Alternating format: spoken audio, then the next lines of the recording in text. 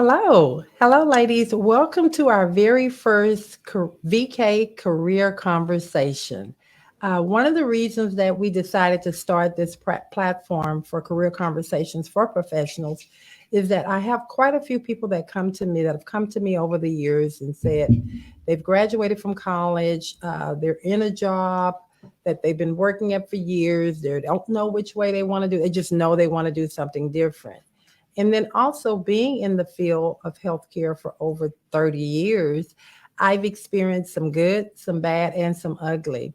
But for my first conversation today, I really wanted to speak on the different levels of care that people of color experience. It's personal for me.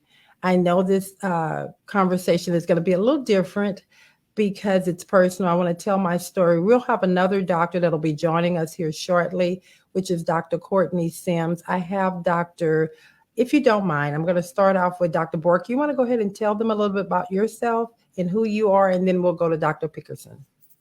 Well, first off, thank you again for having me. It's always a pleasure whenever I'm on here. So I'm very excited to be here again. Thank you. Again, my name is Dr. Mamawah Bourque. I'm a pelvic floor physical therapist, and I treat a variation of pelvic dysfunction here in Houston area. In my practice, Awareness Pelvic Health, I treat pain with intercourse, bladder leaks, constipation for men and women, pregnancy, perinatal, postpartum care, and your traditional musculoskeletal dysfunction that might impact the hips, the back, lower body, and the body as a whole. So it's a very big passion of mine, and I traditionally see patients that have experienced lack of or just the gamut of tests prior to seeing me. So I'm pretty familiar with this topic when it comes to not being either taken seriously or even just having to go through just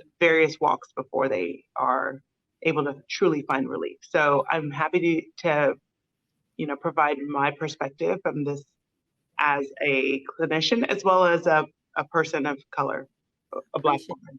Oh, thank you so much. Welcome this morning. And then Dr. Pinkston, can you please introduce yourself and tell them a little bit about yourself? Sure, absolutely. I'm Dr. Marianne Pinkston. I am in San Antonio, Texas, so I'm near you in Houston. Glad to know you're out there. And absolutely, welcome, Dr. Sims. And absolutely, I'm grateful to be on today to visit with you ladies about this, because I think this is a very important topic. I've had probably a little bit, I'm a family practitioner and integrative medicine specialist. So I've been doing this for 23 years. And like you say, there's the good, the bad, and the ugly. And so there's a lot of great things we can talk about. I probably have a little bit different perspective, of course. Being in closer to the border, and I think I've had to deal with a lot of the Hispanic community and immigrants, and but also to deal in the field of being a woman. It's not easy. May not be a woman of color, but I certainly absolutely identify completely being a woman, and I'm grateful to be able to sit with you ladies and talk about all this morning. Thank you very much. Thank you so much. And of course, we have Dr. Kourtney Sims, who has just joined us. I'm so excited to have you on here. Dr. Sims, would you go ahead and introduce yourself, let them know exactly what you do and where you practice at? Tell them a little bit about yourself. So my name is Dr. Kourtney Sims. I have a private practice in Houston, but I also am licensed in Virginia. I kind of see patients all over the state because my practice is telemedicine based.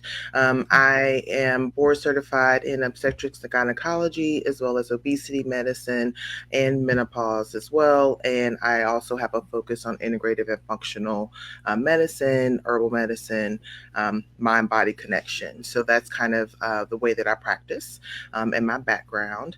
I am from a small town in Georgia. I did my undergraduate at Xavier, med school training at Tulane, and then finished up my residency here in Houston. And I've been here ever since. So I'm glad and happy to participate in this conversation.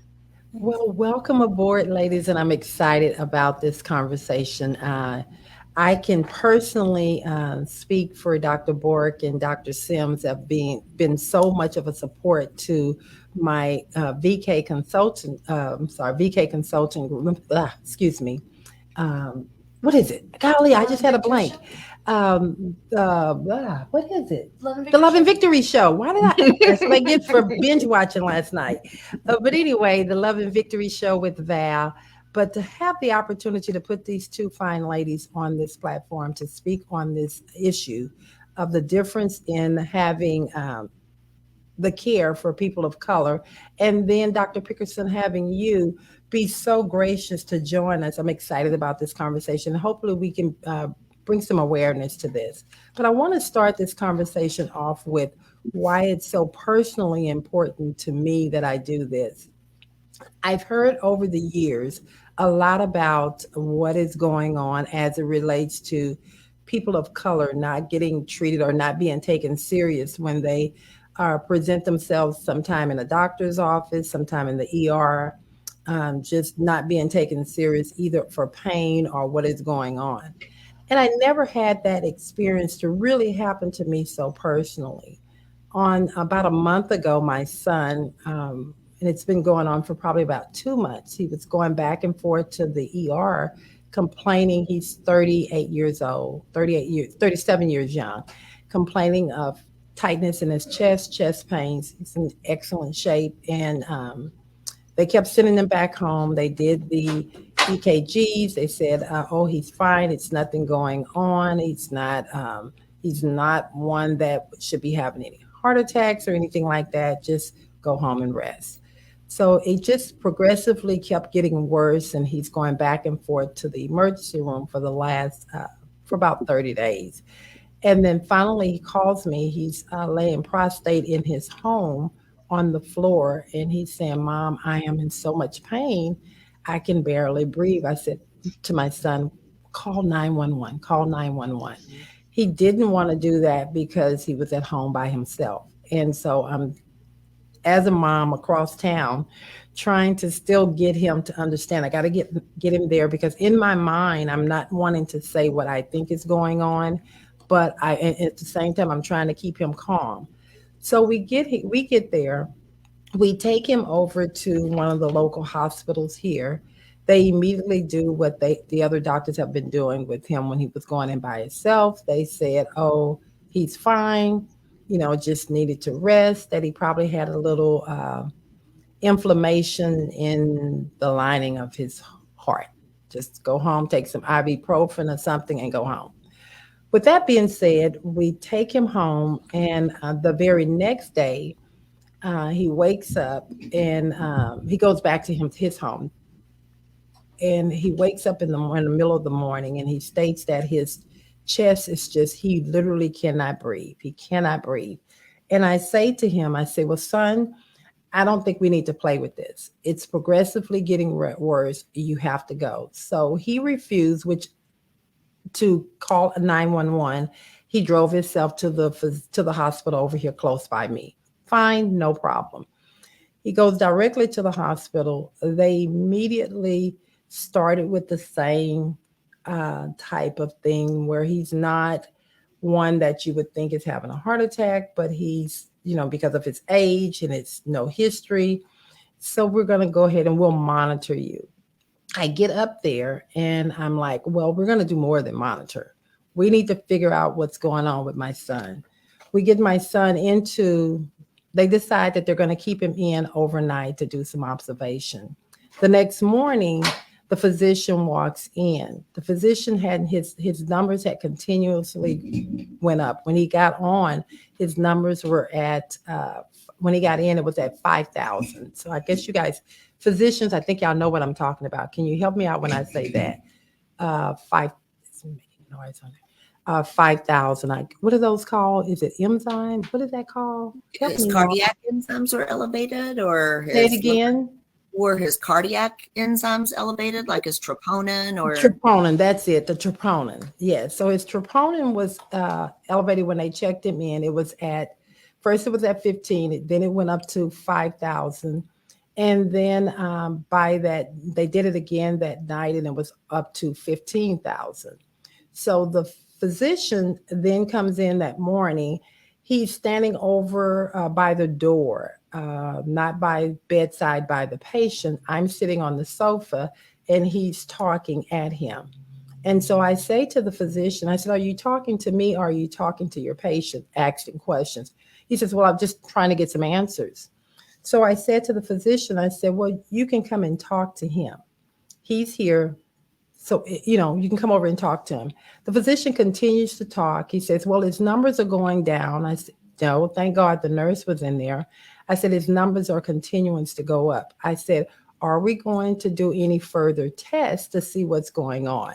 He said, well, we kept him overnight. There is no need to do any other tests because he is not, well, no, let me correct that. He said, do you guys have a history of anyone in your family with heart disease? I said, well, my father at the age of, I think at 50 something, he had a heart attack and he had, of course, ended up passing with congestive heart failure.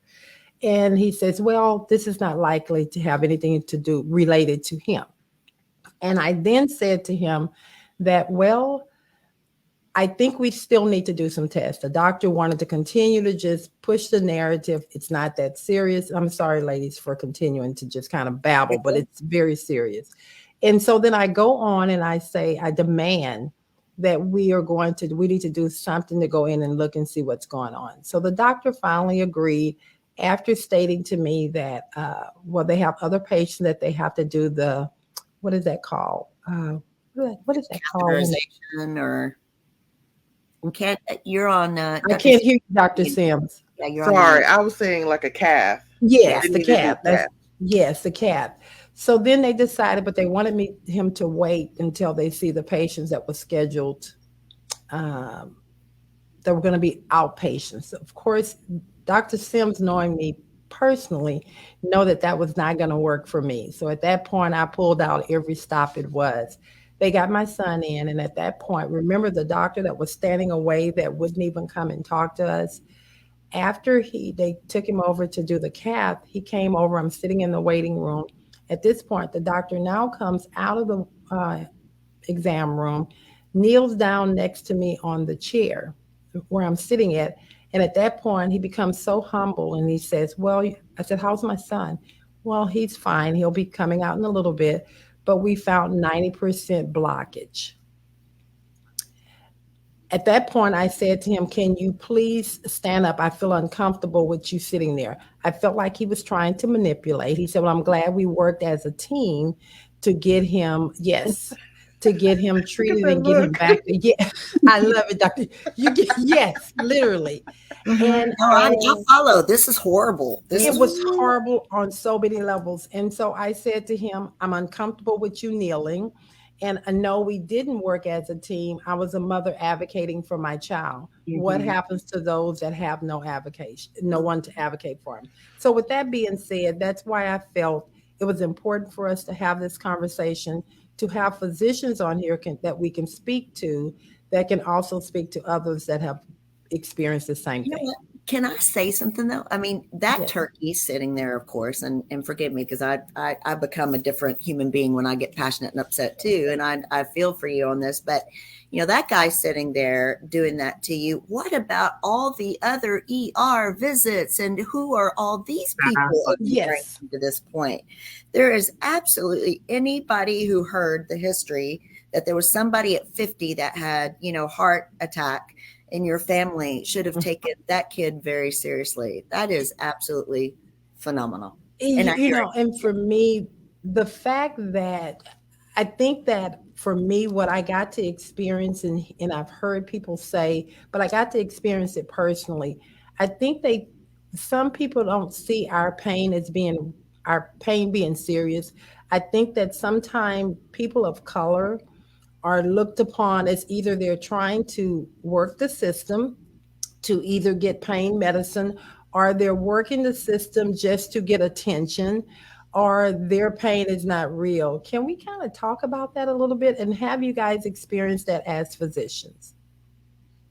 Well, I think if you look at medicine just traditionally and historically, there have been a lot of honestly, racism is kind of based into medicine. It's baked into a lot of the norms in terms of lab values, differences between African Americans and Caucasian Americans, even though race is a concept, right? So Mhm. it's not a biological principle, it's a concept. So to have that kind of baked into medicine as a whole, if you think about the history, even of gynecology, right? Like I'm an OBGYN.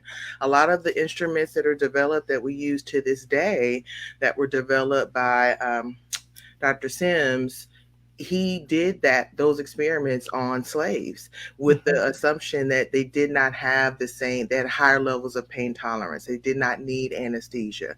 So a lot of those tools were built on the backs of Black women. If you think about Black morbidity and mortality right now, and you think about the fact that patients come in all the time, Black women come in all the time trying to deliver their children, and they literally have to wonder whether or not they're going to survive that delivery because they don't get listened to the same way. Their complaints don't get listened to. Think about the case of Serena Williams, where she was trying to advocate and her family was trying to advocate for her. And think about her, right? Right. She is someone who has access. So if you think about people like you, like her, people who have access to, either celebrity or fame or money or privilege, or, they know someone, those Mhm. people can better advocate for themselves. But even for those people, it still is a process. Right. So, evidence shows, unfortunately, inherent bias is something that is within the practice of medicine. And I think, a lot of schools try to, address that. Is there more that could be done? I think there's a lot more that could be done, both in medical school and residency itself. Even when it comes to continuing medical education, there's a lot that can be done in terms of reinforcing and just having that conversation about about the fact that inherent bias is part of medicine, whether or not you intend to bring that into the patient room or not. And we all have it. So you have to check, kind of like, when you put on your white coat, you put on your stethoscope, you kind of have to check that bias at the door when you go in with the patient and realize that, okay, I carry my own biases. I need to make sure that as I'm interacting with the patient that I'm trying to do that internal check to make sure that the way that I'm treating this person is not because of, my preconceptions of what this person does in their lifestyle, or how high their pain tolerance may be, or that they're, somehow drug seeking versus they're really in pain. And that's something that all physicians and all providers have to work on. Well, I have a question that just came in from Jeanette. She wanted to know, I want to know, oh God, it just popped out. Can you give I'll it? put it up. She'll put it up on the screen. It's on the screen. I want to know what is the percentage of getting this disease as his daughter? She's wanting to know what is the percentage of me getting that disease as my father's daughter. It like you explained for your son, and I believe you said it was your father who had heart disease Yes. starting in his 50s. Yes. And that is just an automatic no that, she has that risk to develop, early heart disease or develop heart disease around the same time, or maybe 10 years younger than her father. But she also has a set of genes from mom's side as well. So nothing's guaranteed. Just because dad was ill doesn't mean, Jeanette, that you'll get sick. But, look at the age of your dad and think about 10, 15 years younger, and just know that you probably need to be screened. Absolutely mean that you'll get it. No percentages that I could come up with off the top of my head. But, you are 50-50. You're either your mom or your dad side. And just look ahead and be preventative and screen and take care of yourself preventatively ahead of time. All righty. Dr. Sims, you were speaking, I'll just throw this question out there for anyone. You were speaking about maternal women that are going through, and anyone can jump in on this question, that is having a baby. If I'm coming in having a baby, why is it that I'm complaining of a pain or feeling something different there that's going on. Why would I be treated any different than Dr. Uh, Pickerson's daughter? Why would I be treated? Why is that? Well, it goes back to those same topics that I was speaking about. We know statistically that Black women, in terms of morbidity and mortality, that's the rate that's been increasing. There's still a lot of debate as to what exactly are the etiologies behind that. Is it systemic racism? Is it inherent biases? Is it socioeconomic? Because even when you look at across socioeconomic factors, that rate of Black women losing their lives and their babies losing their lives, that it crosses all socioeconomic barriers. So clearly it's not just socioeconomic factors that are to bear when it comes to that particular statistic. So you have to think about the bigger picture, right? You have to think about access. You have to think about socioeconomic factors. You have to think about inherent bias. You have to think about systemic racism in the medical system. You have to think about environmental racism and injustices that, play into, a woman's, environment when she's pregnant. You have to think about epigenetics in terms of intergenerational trauma. I mean, there are a lot of different factors that could play into that increased race. But the reality is when you come into the room, right, like for your prenatal care, I always try to, for me in my practice, right, the key is trying to really put yourself in that woman's shoes and listen, just listen to what they're saying. Your job as a provider is to listen and advocate for your patient. It's not to dismiss them or their claims or just assume Well, that if we go back to what, and again, Dr. Bourque and Dr. Everybody feel comfortable jumping in. If we go back to how that physician entered the room with my son, when he didn't even come and do one-on-one bedside, he didn't show any basic bedside manner. He didn't even walk up to the bed as if my son had the plague, as if he didn't even come. He was checking a box. So have you guys ever walked into a room, you had a patient there, and it's okay. I don't know whether it was when you first got out of med school or maybe you never did this. Have you walked into a room, there is a patient there, and well, I can say it. Maybe the patient didn't smell so good. I don't know. Would you not still see that patient as a human being? I mean, I'm just trying to understand where this doctor's head could be that he felt like.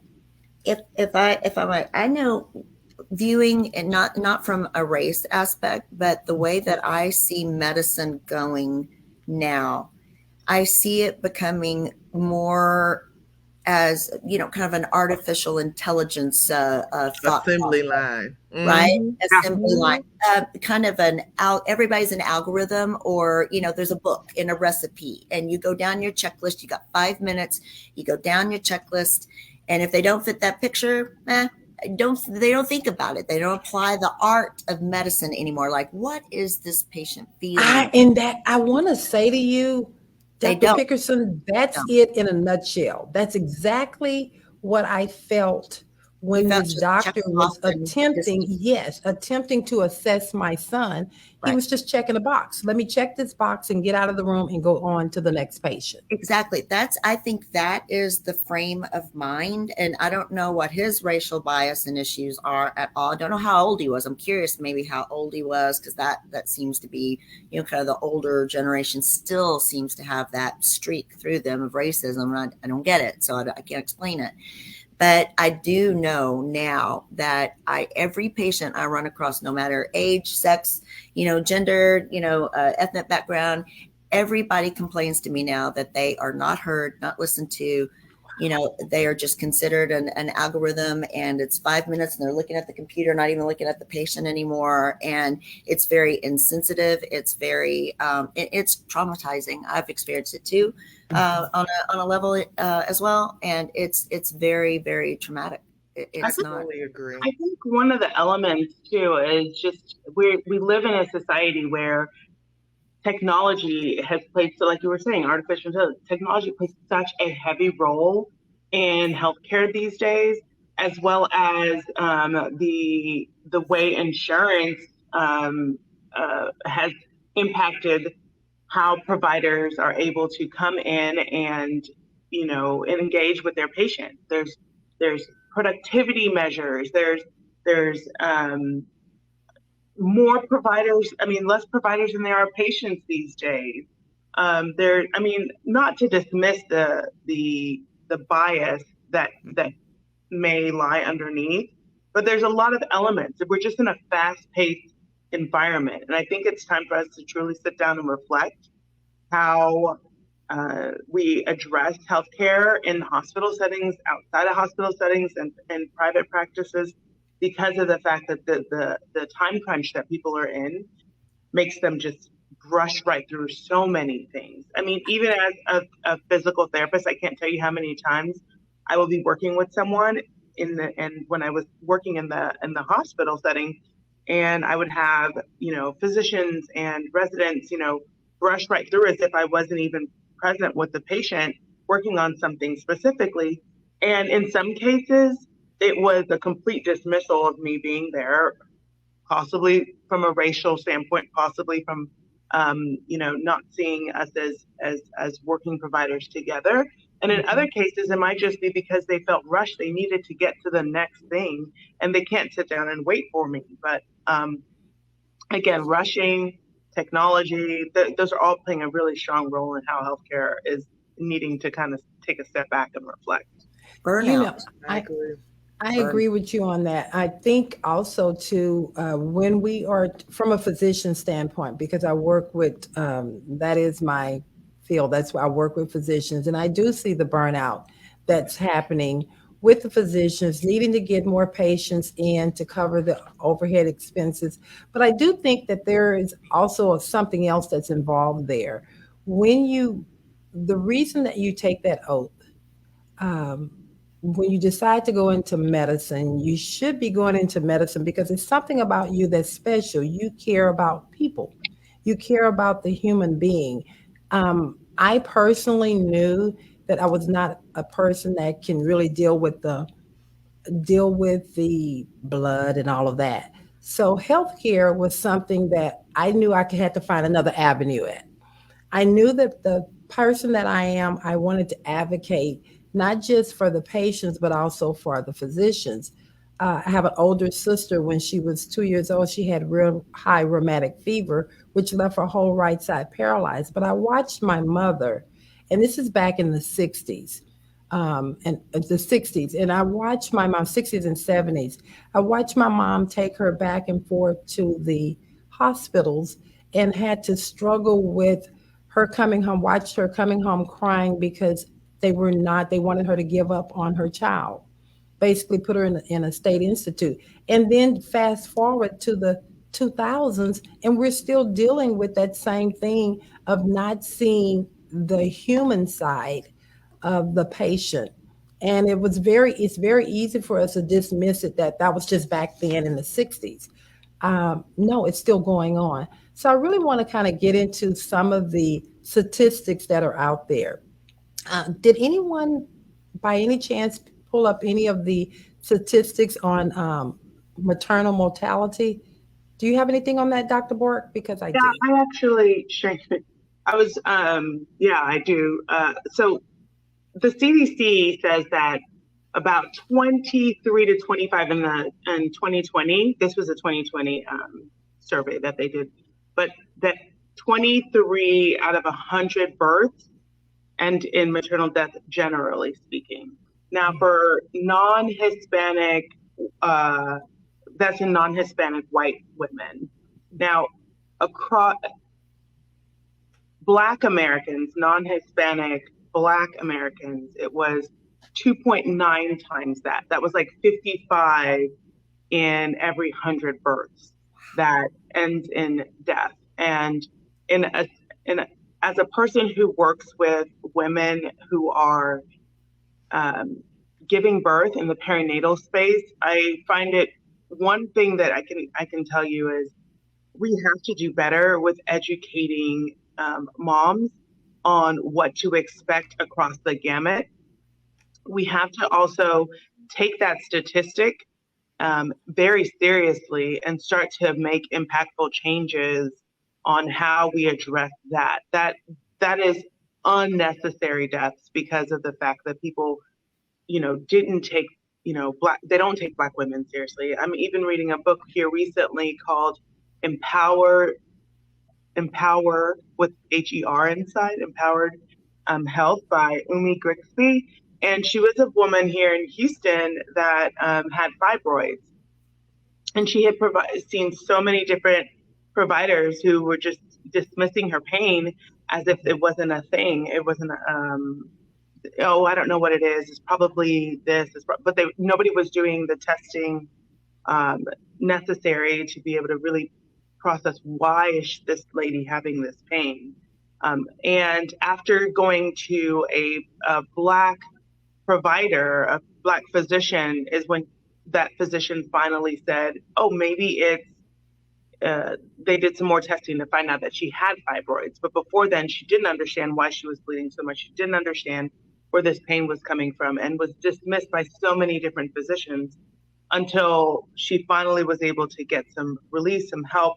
And I think that's one of the reasons why sometimes Black women will opt for Black providers, because there's that implicit, this person might hear me maybe a little bit better, maybe a little bit sooner, faster than other physicians. And it's unfortunate that that's where we're at, but we have to really reflect on that and say, what do we do differently about that? But 2.9% more, that's like 50, it's astronomical. We have to do more about that. Can I just clarify? I think she meant 100,000. 100,000. Yeah. That's like 50% of women died. Yes. It's still high though. Don't get it twisted. It's still way too high. And that point that she was making about women saying, she was dismissed for so many doctors, I see that every day. I wish I could sit here and say in authenticity that I don't see that every day, but literally I see that every day. Do I see it more for women of color? I absolutely see it more in my patients who are of color. And that's exactly what they say. I haven't, no one has taken the time to listen. It sounds so simple, but all of the things that the other, speakers on here have talked about in terms of all of the pressures, right? And I think that's what makes this issue so difficult, in that it is everything that we have all said. It is not being able to see everyone as human. It is inherent bias. It is pressures from the business of medicine and the time constraints of insurance. It's age, demographics, it's generational differences. It's just so many things that play into this issue of not being able to just see each other one-on-one. Can I say something to you, ladies? I'm just sitting here. I'm so full, but it's so much joy. For this to be the very first VK career conversation, we're sitting right now with 142 people on here viewing, and the questions are going crazy. So I do want to take some time to be able to answer a few questions that's here. I'm going to have Abigail read off a couple of questions to you guys so that you guys can respond. Todd, you want to go ahead? Yeah. Go ahead. So Todd P. Garrett asked, is heart disease more common in male than female? I mean, from my perspective, a little bit, yes, but it's still the number one killer of women. So women, yeah. So it is out number one. Oh, okay, so that's I didn't know that. So it is a lot number of people one think killer. about breast cancer. Women, we always think about breast cancer, some Yes. type of cancer, but heart disease kills is the more number women than one. anything. Yes. And it is more in men than women, but it's also been studied more in men than women. That's right. Exactly. There's that implicit bias conversation on that, research in medicine and dollars around women's health. Ooh. So what I'm hearing you say, they've done more research on the men than they have for women. So More that again goes back to the biases that we've been talking about. White Right? men. White men have the most research. Yeah. I know, there are initiatives in place, like the NIH is, they've been called out. They recently launched and talked about some initiatives around trying to improve funding for research for, people of color, people who were basically not white men, just because it's not that we don't want to know about that patient population, but whenever your research, the majority of the body of your research is skewed towards one demographic, you cannot always extrapolate those results to every other single demographic, every other ethnic group, every other age range, every other, women. We're just not all the same. And even with the heart disease, like women have different Symptoms. presentations and symptoms when it comes to heart disease than men. And again, we're back to dismissing cases for it's just, you've got reflux and, we don't get the traditional pressure in your chest kind of a sensation sometimes. It's jaw pain. It's Well, let's talk or about back that. pain, I think or that's radiating really down the shoulder. okay. I'm sorry, didn't mean to cut you guys off, but that's something really key since you're saying that it's missed. And I just learned something there because I would have thought that it's higher in males because that's who I hear them talking about than it is for females. And so you just shared that females don't get some of the same symptoms that males get. Let's talk about those symptoms because it seems like the people on here really want to hear about heart disease. So we're going to go there as much as we can. So what are some of the symptoms that present itself for women that don't present for males? So for women probably one of the top symptoms is fatigue. So exertional fatigue. So if you are not, suddenly not able to sustain, your exercise, your day, shortness of breath, just overall fatigue is a huge indicator in women. You got to look at your family history most of the time, again, that age range and decide if you're at risk, also visit with your doctor about it. But heartburn. So a lot of women experience chest pain and symptoms of heart attack as reflux or at indigestion, maybe is a better way to put it. Kind of a deep feeling of needing to burp and kind of release air, but can't. And it's when patients get symptoms of chest pain from heart issue, it's kind of a deep pressure, elephant sitting on your chest. But with women, instead of just feeling that elephant sitting on their chest, and it's impressive, they get that feeling that they just need to burp or release air. They're getting heartburn. So those are two of the bigger issues that I think happen in women more so than men. Men, they usually, here are the statistics. When people have a heart attack, there's about a distribution of percentages of 33, 33, and 33. So 33% of people die. That's their first symptom of a heart attack. 33% of people have a warning. So they get the chest pain or the indigestion or fatigue or whatever, they experience as their symptom of, not enough oxygen getting to the heart. Then they experience that and they get a warning and they go before a heart attack happens.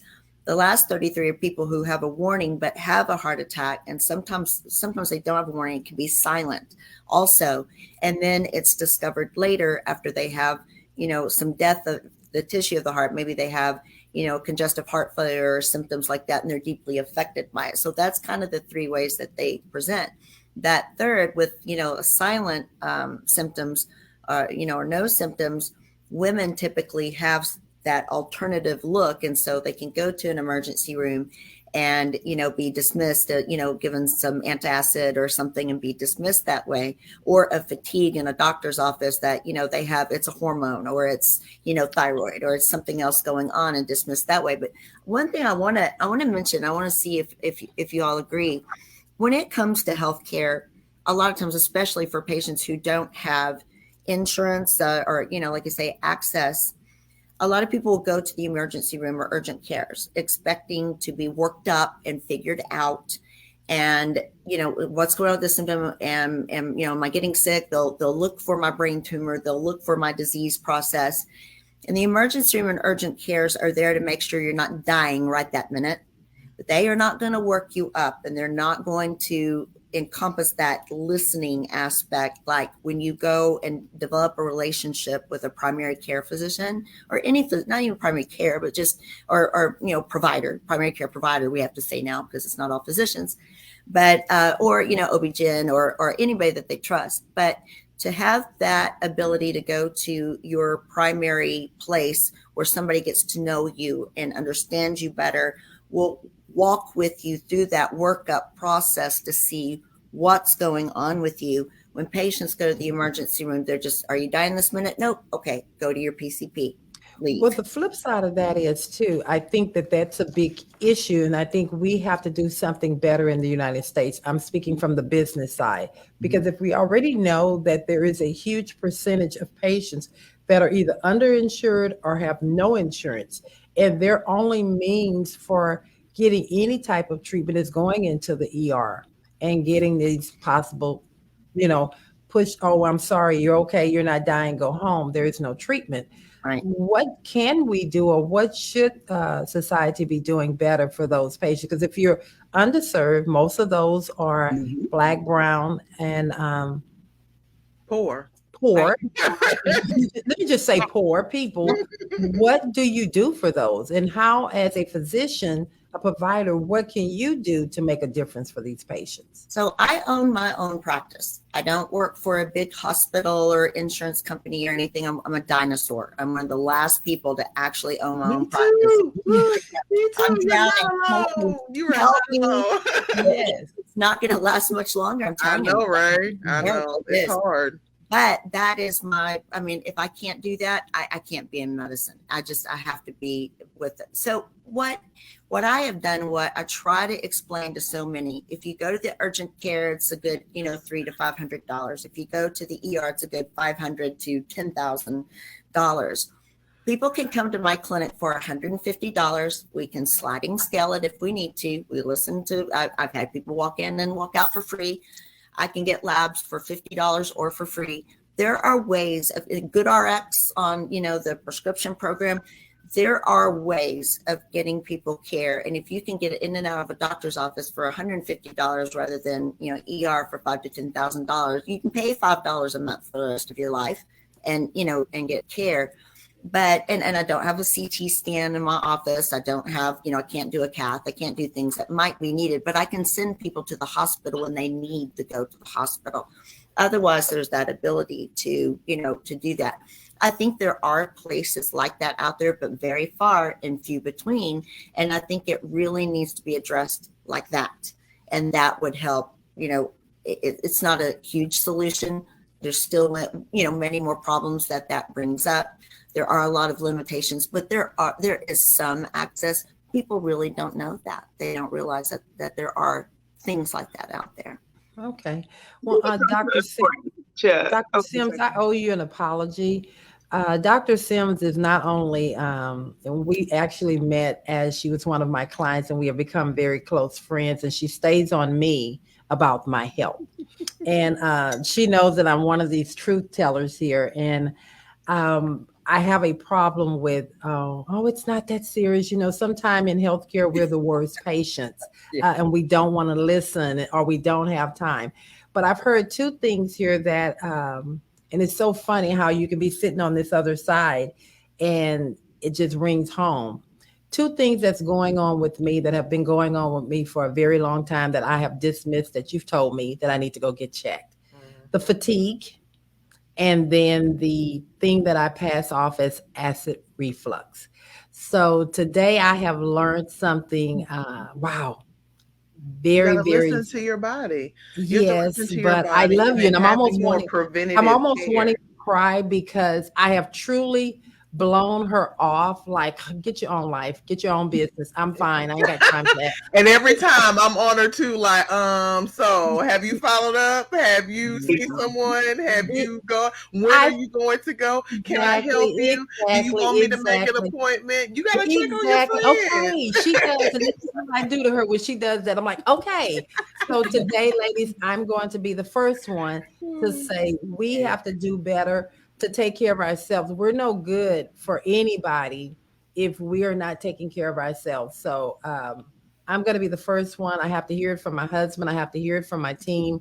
And Lord, I have to hear it from Dr. Sims. So I want to thank you guys so much, but I really want to thank you, Dr. Sims, for just being an advocate for women. Oh, thank you. And even hard-headed women like myself. And I'm not the easiest one. And I'm not the easiest one because I do feel like sometimes just going into the doctor can be just as stressful for me because I don't have, okay, I'm going to say it. I don't have time to sit in the waiting room all day. Well, not all day. I don't have time to sit in the waiting room. I don't want to just get on this pill, get on that pill. So I'm going to get myself checked out. Good. I'm done. But I'm going to that do just it. speaks to, everybody needs access to preventative care. And, you have to make sure that you match. I always tell my patients, when I refer them, when you go to a different doctor, it's like dating. When you go for that first appointment, it's like a date. You're not married to them on the first appointment. It's like an interview, whether they know it or not. So if you say, I'm not the kind of person, I don't like to just be put on a pill here and a pill there, then when you go on the first date with the PCP, if that's what you're getting from that person, then okay, that date went bad and you need to date somebody else until you find somebody that says when you come in, okay, well, how are you eating and how are you sleeping and how are you moving? What's your stress level like? Let's do a dietary journal. Let's make some changes in your diet. Let's try these. Oh Lord, you just stressed me out again. I ain't going now. That really works with you. I think that's a big piece. I love that. You're just dating. I really, really love that. I'm going to come with a couple of more questions here that have come in, and anyone can take this question. You want to go ahead? Yes. Okay. I liked this one. This one says, do you think the lifestyle of this new generation can put them in a risky situation in the future? Well, lifestyle always is, and I'm sure Miss Marianne, would say the same thing. Being integrative, lifestyle is that is one of the major determinants of your health. Yes, you have your genetics, your family history, but the reality is we are a nurture over nature type of machine. So what you're doing day in and day out, like what time you're going to bed, what time you're waking up, are you getting morning light, how much movement are you getting, what your stress level is, all of those things, what you're eating day to day, like that is your best medicine. And how what are you doing? I think a lot of times too, this younger generation, and hey guys, trust me, don't shoot the messenger. You heard me just say, I'm almost 60, that I'm hard-headed about going to the doctor. But I think this younger generation really don't, how can I say this tactfully? They're just a different breed. They see things a lot different than we see things. They are, I think they that's feel young like people in general.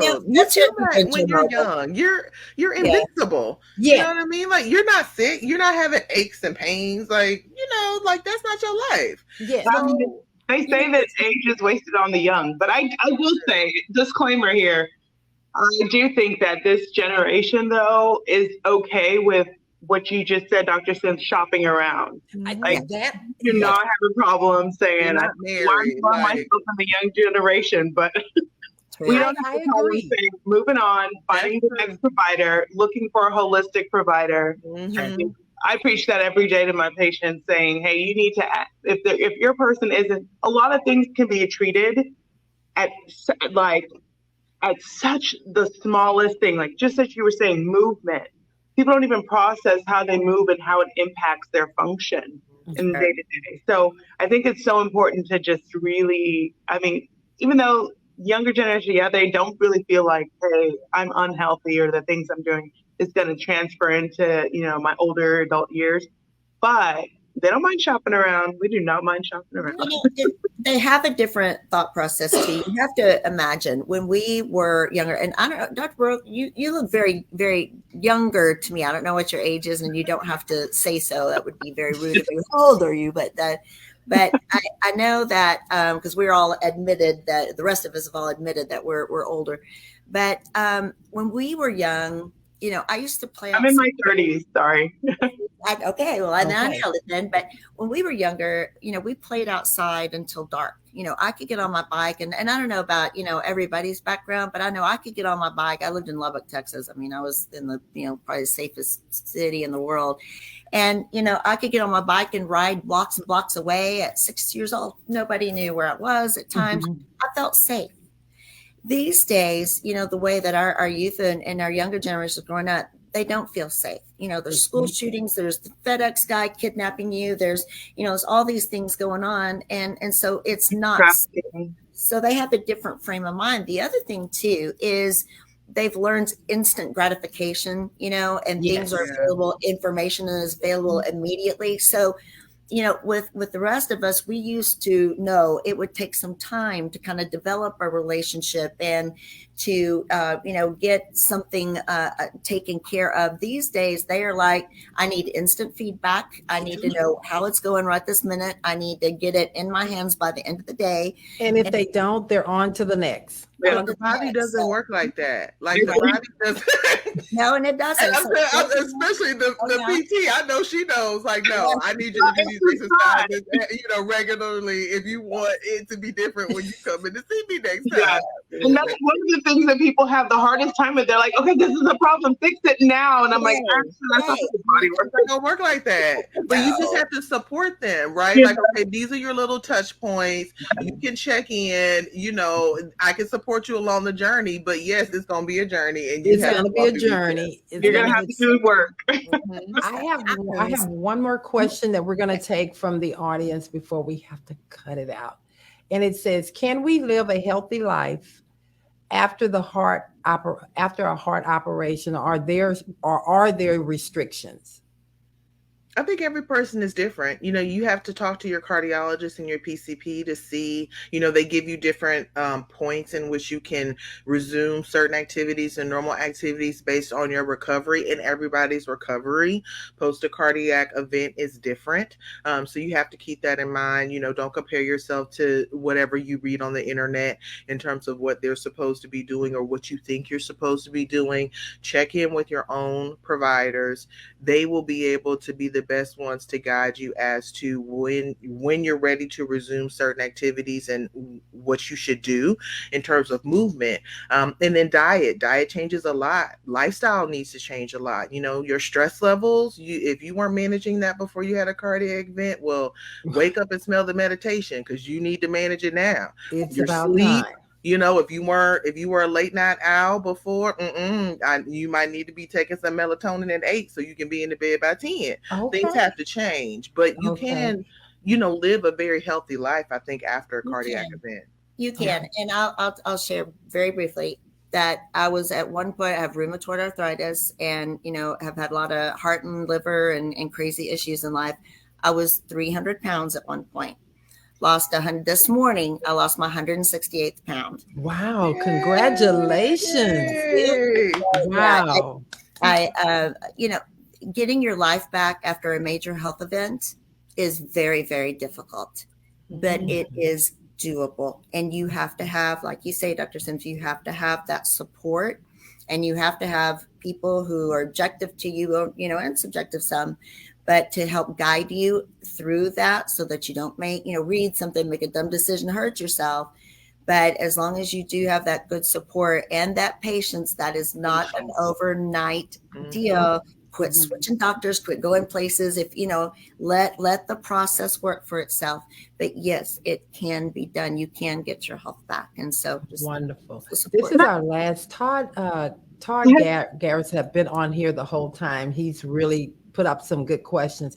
Abigail, you want to go ahead with that question? This is when you guys were talking about kind of the new generation, the lifestyle of the new generation. And he was just kind of reminiscing with you guys. Nowadays, kids don't know what playing till the sun is down in the field is like. Right. And then Todd responded, he said, those were the golden days. Before we wrap this up, I really hate to go. And I think we have to come back. You guys are a great panel to have this conversation, because there's so much more I think we need to dive into when it comes to healthcare. And what better group of physicians that are so easy to talk to, that have done something for me here You guys have just put it out there and made it simple. Go get yourself checked out. Could you please tell the people how they can find you if they're looking? Dr. Sims, you say you have a virtual practice. Can you tell them how to find you and where you're practicing at so that they can know how to get to you guys? So anybody who wants to reach out to me, Instagram, web, and Facebook, it's Dr. Kourtney on Instagram and the web, and then Facebook is Dr. Kourtney Holistic. And you'll be able to find my practice. You'll be able to engage in our free community classes because I'm a big proponent of access, right? So I'm trying to layer things in where people have access to mind-body therapies like yoga and meditation and mobility, that's free, that they don't have to pay something, extra for membership for. So that's where you can find me. I actually am doing a class tonight at 5:00. Oh, okay. Mm-hmm. You think that'll help me with the indigestion? Well, I don't know if it'll help you with the indigestion, but it definitely help you with any aches and pains and stress. And well, I do. Okay, well, I may have to join in. I need to get out this office. Okay. Okay, and Dr. Bourque? Well, as a physical therapist, I have a practice here in Houston, Awareness Pelvic Health. Like I mentioned earlier, I treat pelvic pain, bladder leaks, and constipation, tailbone pain, postpartum, pregnancy. And you can find me on Instagram. I do a lot of tips at Dr. Mamawah Bourque. A few times I might do some lives, just do some communication. I cannot tell you how excited I am that I was able to just be part of this conversation. I think it's so necessary, and I love Dr. Sims that you do the free what do you call those events? Yeah. I love that. I think I might have to join you one of these days. Please do. Please do. It's like I always say, the community circle is like my love offering to the world because my patients. I always feel like patients are almost like extended family to me. So I want to make sure that people have a safe space. There is healing and community and coming together, just like we were able to come together today. So that's what the circle is for. So come on, my dear. Wonderful. Come on. I would love to have you. All righty. And Dr. Pickerson. All right. Pinkston, I'm definitely going to look all of you up. You were going on my follow list today. So I can also be found. It's pretty easy to find information. I have a podcast too, and I work on a lot of integrative topics. I do a lot locally here in San Antonio because it's on the radio, but I also do a lot with, I talk about estrogen dominance for your friend who had the fibroids, that would be a good one for her, and hormones and all sorts of things. You can go to drpbetterlife.com. And there is my social media stuff and links to YouTube and all the podcasts or whatnot, more about me. But if Dr. Marianne Pinkston all together is my Instagram, and Dr. Pinkston's podcast or Dr. Pinkston's radio show and podcast, I think on Facebook. But you can go to drpbetterlife.com and it is on there. And I do see patients in San Antonio, so clinic information's there too. I want to say to you, thank you. This is great. I love meeting you guys. Thank you. This is wonderful. I want to tell you guys, thank you so much. You just never know when God tells you to do something, what he really has a plan. He always has something working back here in my brain. I'm driving my team crazy, I know, but it's a passion. It's a true passion. I really am a natural giver and wanting to give back and help. This first conversation was so important to me. I've been trying to get it off, and it wasn't until I got really, really angry about experiencing what my son, my baby boy, had to experience that I had to say, I'm going to do it. So Dr. Bourque came in that particular morning. I mean, it was so fresh. It was actually the next day, and I was just so emotionally wiped out. I thank you so much, Dr. Bourque, for getting me through that day. I thank you, ladies, so much for just being here and supporting VK Career Conversation, and I know it won't be the last. I do want to say here, because this is such an important conversation, when you can have physicians on a platform giving care, giving tidbits of information like y'all just did this morning, it was life-changing for me.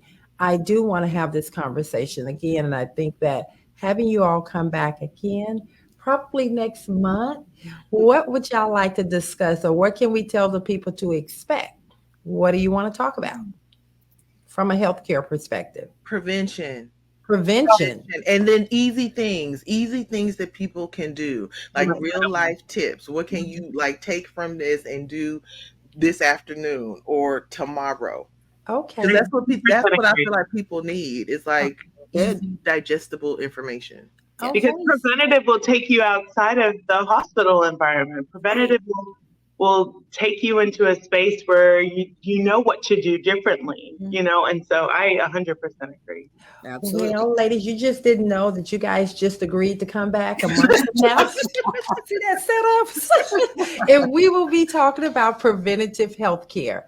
I make sure that Abigail reach out to you guys and coordinate it with your schedule. I thank you so much. If it's anything that I could ever do for you to return the favor, I am a phone call away. I really, really mean that. I love you guys. Thank you. And bye-bye. Thank you.